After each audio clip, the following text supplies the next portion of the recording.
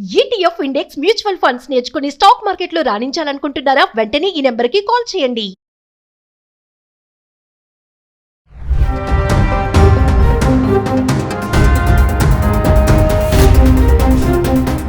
Hi hello నమస్తే, welcome back to Suman TV. Donald Trump America government సంచలన నిర్ణయం తీసుకుంది. డిసెంబర్ జరగాల్సినటువంటి H1B వీసా ఇంటర్వ్యూలను వాయిదా వేశారు.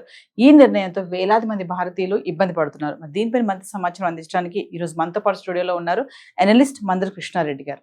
నమస్తే సార్. నమస్తే అమ్మా. సార్, మరి H1B వీసా ఇంటర్వ్యూస్ మరి వాయిదా వేయడం జరిగింది. మరి డిసెంబర్లో జరగాల్సినటువంటి ఇంటర్వ్యూస్ని మరి ఎప్పుడు జరుగుతాయి? మరి దీని గల కారణాలు ఏంటి అంటే సార్? ట్రంప్ రాత్రి నిర్ణయించుకుంటే పొద్దునే చెప్పేస్తాడు. ఇలాంటి ప్రెసిడెంట్ ఇంతవరకు అమెరికా చరిత్రలో రాలేదు.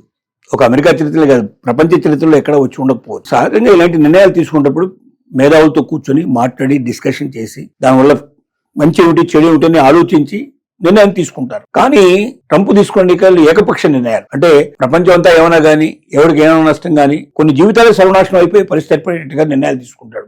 ఉదాహరణకి డిసెంబర్ లో అటెండ్ కావాల్సినటువంటి H1B వీసాకు అటెండ్ కావాల్సినటువంటి వాళ్ళందరికీ వీసాలు రద్దు చేస్తున్నాం. ప్రస్తుతానికి ఏ వీసాలు మనం అటెండ్ కావాల్సిన అవసరం లేదు. మీరు మార్చి తర్వాత మే లోపల మీకు ఇన్ఫర్మేషన్ ఇస్తాం, దాని ప్రకారం మీరు అటెండ్ కాండి. అంటే ఏమైంది, ఇప్పుడు ఇక్కడ డిసెంబర్ నుంచి మార్చి వరకు మధ్యలో గ్యాప్ వస్తుంది.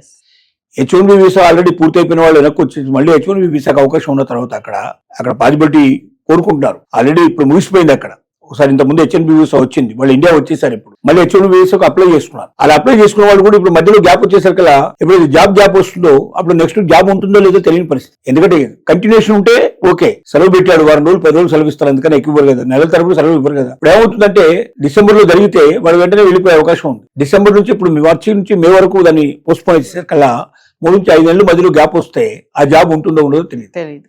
అలాంటి వాళ్ళ జీవితాలను తలకిందులు అయ్యే పరిస్థితి ఏర్పడుతుంది. తర్వాత స్టూడెంట్స్, అక్కడ వెళ్లాల్సిన స్టూడెంట్స్ కూడా చాలా మంది ఇబ్బంది పడే పరిస్థితి ఏర్పడుతుంది. చాలా మందికి చాలా ఇబ్బంది కలుగుతుంది. ఏమంటారు అంటే, మీ సోషల్ మీడియా అకౌంట్స్ ని మాకు ముందుగా పంపించండి, వాటన్నిటిని మేము పర్సూ చేసిన తర్వాత మీరు ఎక్కడైనా సరే అమెరికా ప్రభుత్వానికి వ్యతిరేకంగా కానీ, కమ్యూనిస్టు పార్టీలకు అనుగుణంగా కానీ, కమ్యూనిస్టు పార్టీ దేశాలు అవుతున్న వాటికి అనుగుణంగా కానీ, అమెరికాకు వ్యతిరేకంగా కానీ, లేక అమెరికన్ సిద్ధాంతాలకు వ్యతిరేకంగా కానీ, లేదా ట్రంప్ కు వ్యతిరేకంగా కానీ మీరు ఎక్కడైనా ఏదైనా ఒక పోస్ట్ పెట్టి ఉన్నా, ఆ పోస్ట్ ఫార్వర్డ్ చేసి ఉన్నా మీరు అన్ఫిట్ అవుతారు, మళ్ళీ డిస్క్వాలిఫై చేసి పంపించేస్తారు. కాబట్టి ముందుగా మీరు సోషల్ మీడియాలో మీకు సంబంధించిన అకౌంట్స్ అన్ని పంపిస్తే ప్రతి ఒక్క అకౌంట్ మేము తనిఖీ చేసిన తర్వాత మీకు మార్చి మే లోపల మీకు ఇన్ఫర్మేషన్ ఇస్తాం. అప్పుడు వచ్చి మీరు అటెండ్ కండి.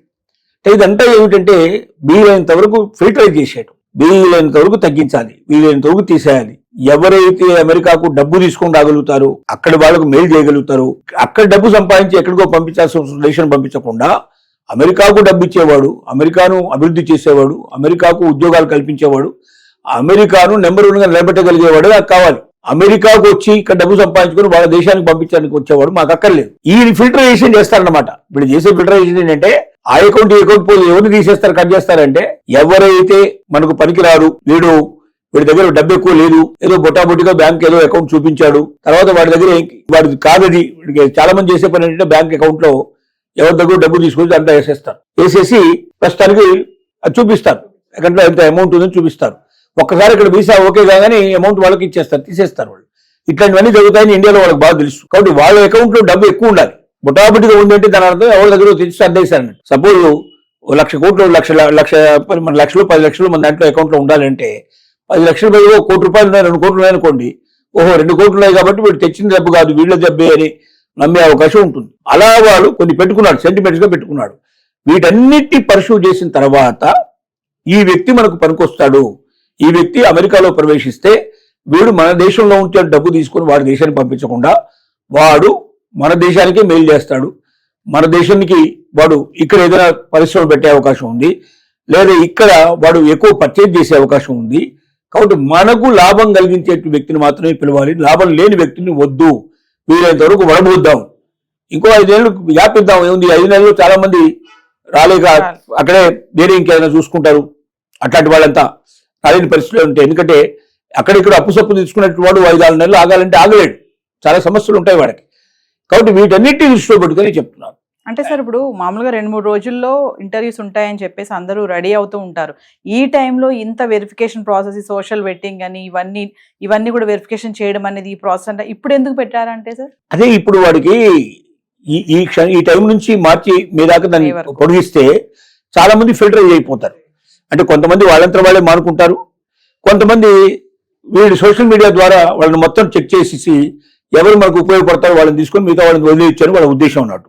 ఆ గ్యాప్ కావాలి వాడికి, ఎందుకంటే కొన్ని వేల అప్లికేషన్స్ ఉంటాయి కాబట్టి ప్రాసెస్ చేసుకోవడానికి టైం కావాలి. అది మొత్తం చెక్ చేయాలి కదా, సోషల్ మీడియా అకౌంట్స్ అన్ని చెక్ చేయాలి.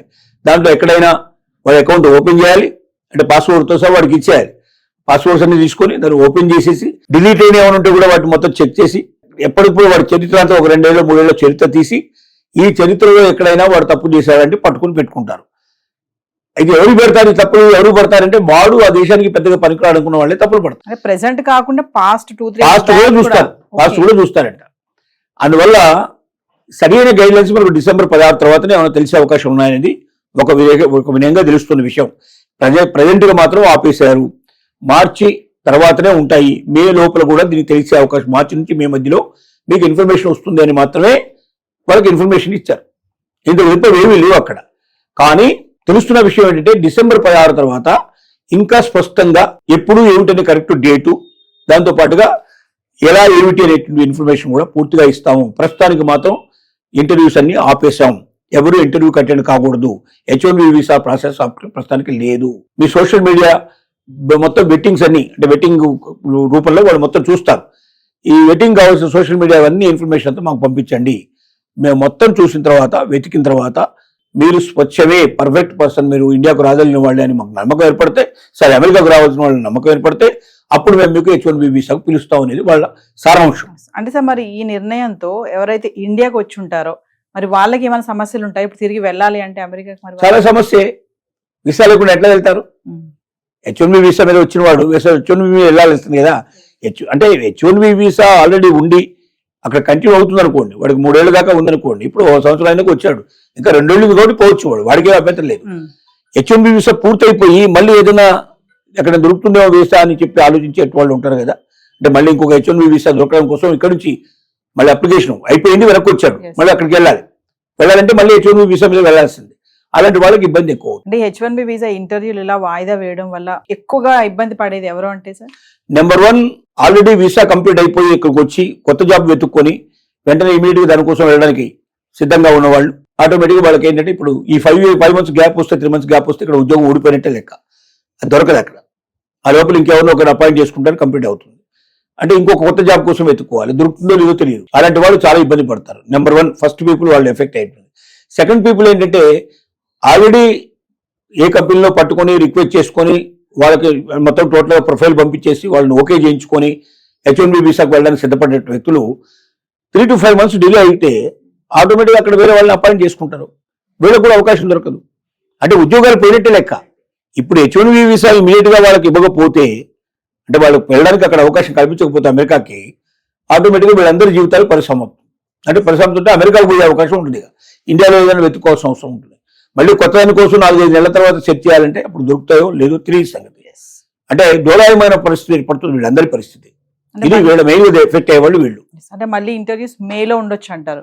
మార్చి నుంచి మే మధ్యలో ఎప్పుడైనా ఉండే అవకాశాలు ఉంటాయి, మీకు ఇన్ఫర్మేషన్ ఇస్తామని చెప్తున్నారు. కరెక్ట్ గా డేట్ చెప్పడం లేదు, ఎందుకు అనేది పూర్తిగా చెప్పడం లేదు. ఈ సోషల్ మీడియా అకౌంట్స్ కూడా పాస్ట్ అంతా వెతుకుతారా, ప్రజెంట్ మాత్రమే చూస్తారా, మరి డిలీట్ అయిన వాటి కూడా తీస్తారా, ఇదంతా అంత క్వశ్చన్ మార్కే ఇది. అంటే మేధావులు చెప్తున్న విషయం ఏంటంటే మెయిన్ గా ఇదంతా ఏమిటంటే వదిలించుకోవడానికి వీలైనంత వరకు నికార్సైన వ్యక్తులు అమెరికాకు పనికొచ్చిన వాళ్ళే తీసుకోవాలి, పనికిరాని వాళ్ళని ఫిల్టర్ చేసి చేయాలి, ఇక్కడే వదిలించుకోవాలనేది మెయిన్ ఐడియా కింద కనపడుతుంది. Thank you.